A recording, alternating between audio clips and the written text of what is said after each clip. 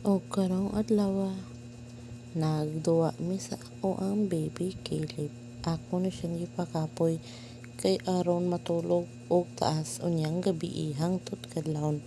Ngani amo ang routine ni Caleb inig hapon. If mumataga na siya alas 3, ako rin na siyang um, duwaan og ani nga time giingnan ho siya asa kaliwat be ni papa, ni kuya, or nako. Kamo kamo na kamo ay nako kayo na humusga asa liwat, pero liwat na naho akong anak. Himos kaayo lami kumot-kumoton da kisan.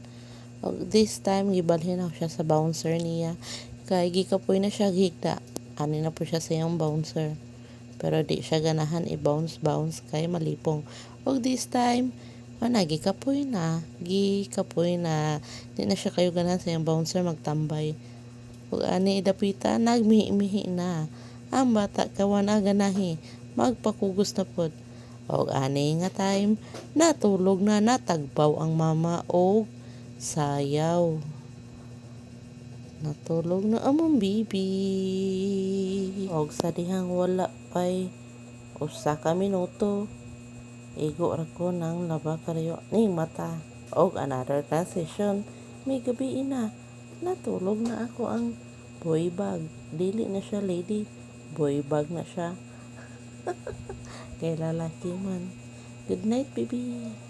Good night, kuya. Love you, kaayo. Love mo na ako kayo, sobra-sobra. Nag-half sleep ang bata. Tugtik. I love you. Good night, guys. Love, mama. Love, kuya. Good night. Lamig moton. Bye.